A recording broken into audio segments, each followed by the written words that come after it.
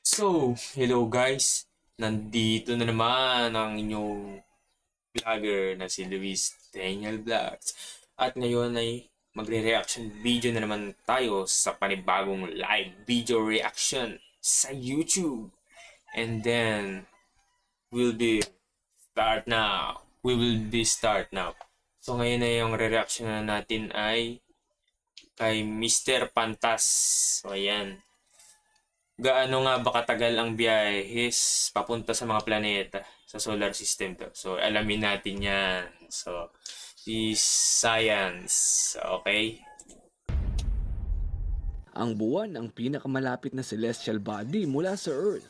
Mayroon itong layong 384 Yun no, ganun kalayo. Kahit malapit siya, ganun siya kalayo, 384,000 kilometers. 1,000 kilometers Grabe. mula sa atin at 6 na araw ang kailangang biyahiin para marating ito. Ang tagal pala, halos isang linggo. Talagang masasabi nating napaka-advance na ng Uy, ang teknolohiya para mabiyahe ang ganitong kalayong distansya. Pero paano naman ang iba pang mga planeta? Paano naman daw iba Gaano planeta? katagal ang biyahe papunta sa mga planeta sa solar system? Gaano nga ba katagal? Alright. Yan ang ating aalamin.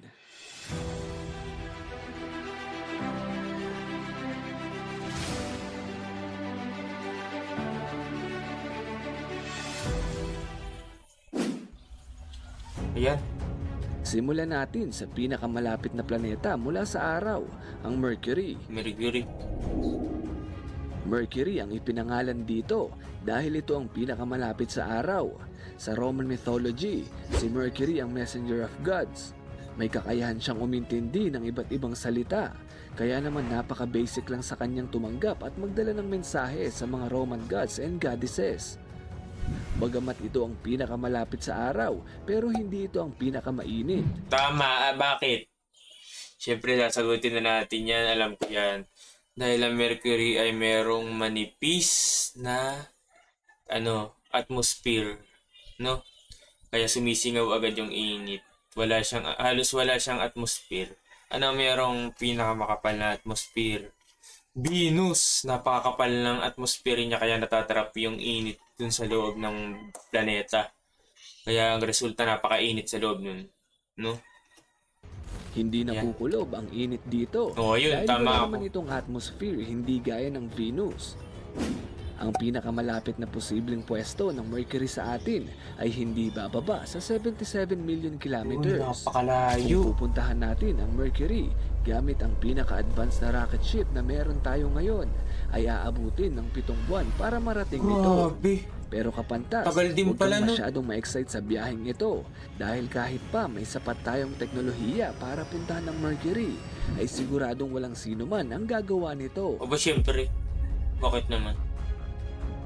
Dahil ang distansya ng planetang ito mula sa araw ay fatal para sa atin. Grabe, masunog ka itong dyan. ma-damage ang ating katawan kahit pa nasa loob tayo ng spaceship dahil sa sobrang lakas ng radiation sa posisyong ito. At ang ilang bahagi ng spaceship ay baka raw matunaw dahil sa init. Grabe.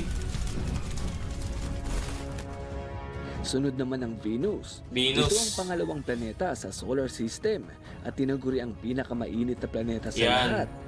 Ang akala ko dati ay buong planetang ito ang mainit.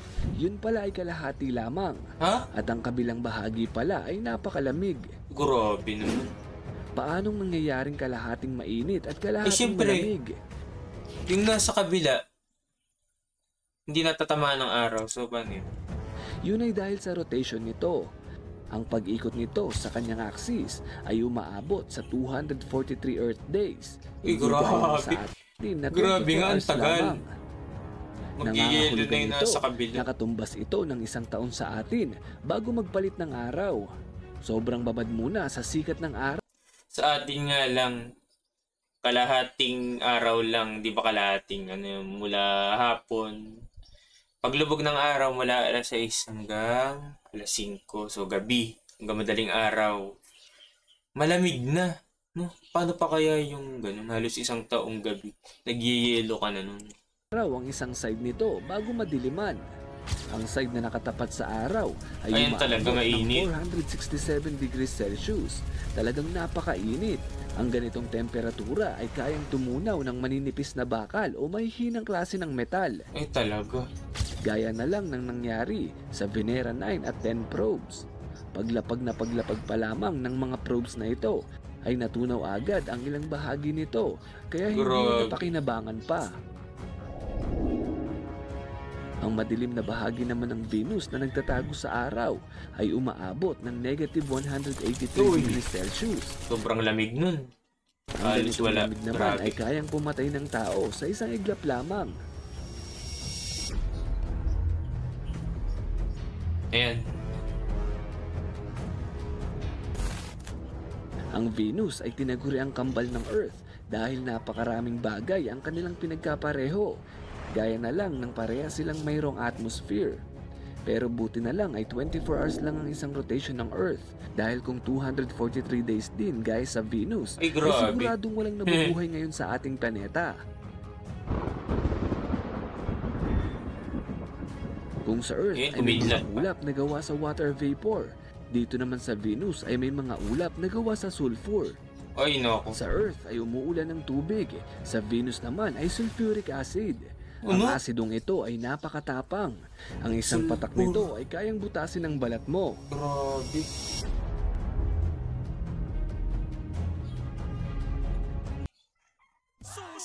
Ay, may ad.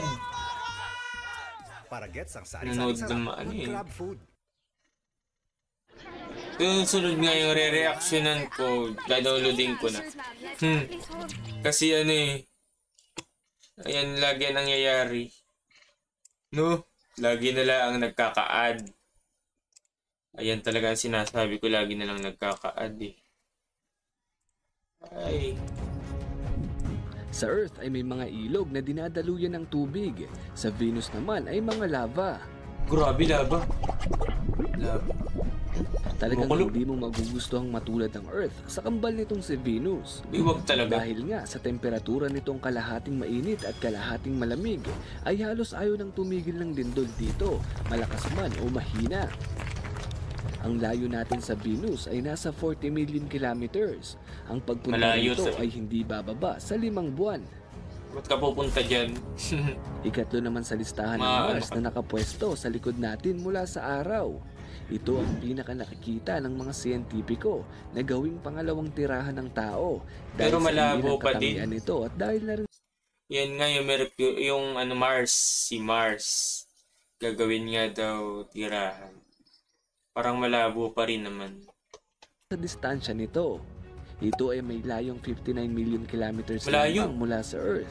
Ang biyahe papunta rito ay tinatayang 6 na buwan hanggang 10 buwan Malapit lamang. pa yung Venus. Kaya kabi-kabila ang misyon ngayon papunta sa Mars dahil convenient ang travel time papunta rito.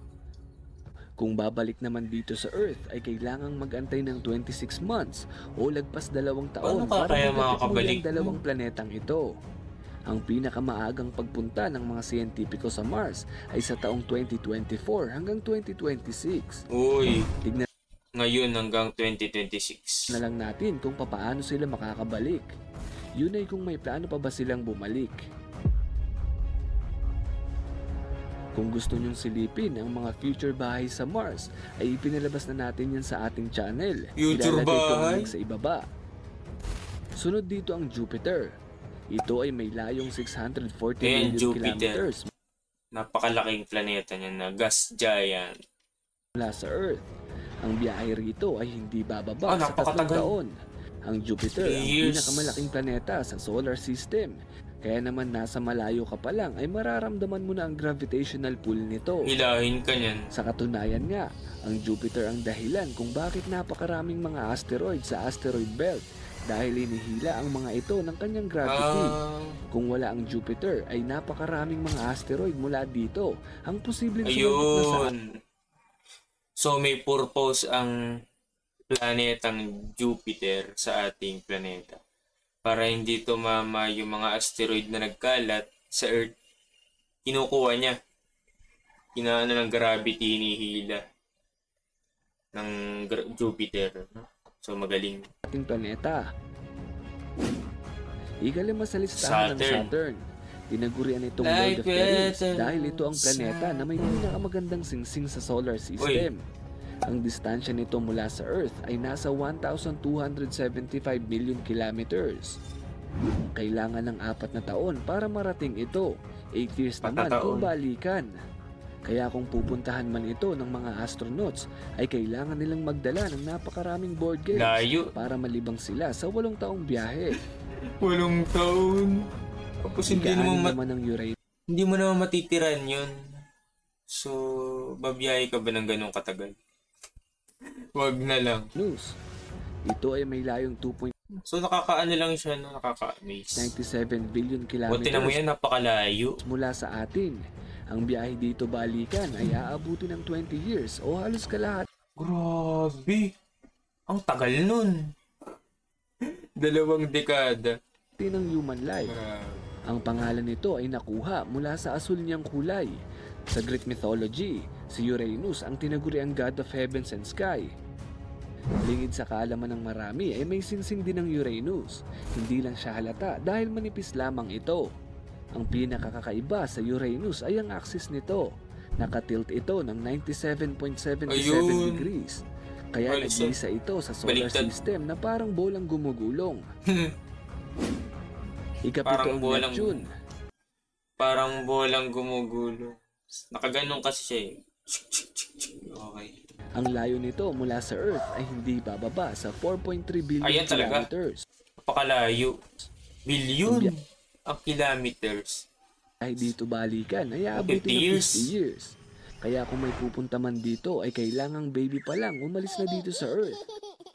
Para pagbalik ay 50 years old na. Ikahuli sa listahan, isama na rin natin ang Pluto. Ang layo nito mula sa Earth ay hindi bababa sa 5 billion kilometers. Ang biyahe papunta rin. Layo. So, alam nyo guys, paano kaya yun nasusukat? Wala namang panukat. No? So, paano nasusukat yun ng mga scientists, ng mga astronaut? Yung sa buwan, maniniwala pa ako eh. Pero sa mga ibang planeta, masusukat nila kung gaano kalayo mula sa Earth. Parang hindi naman kapani-paniwala. Pero basta tayo nagre-reaction video. Ito ay aabutin lamang ng 9 years kung probe lamang ang ipapadala natin. 9 years. Pero kung spaceship na may sakay na tao, ang balikan dito ay aabutin ng 60 years. 60 Kaya pag years. baby ka pa lang, umalis ka na dito. Senior na. So, grabe. Ito sa Earth, pag uwi mo ay senior citizen ka na kaagad.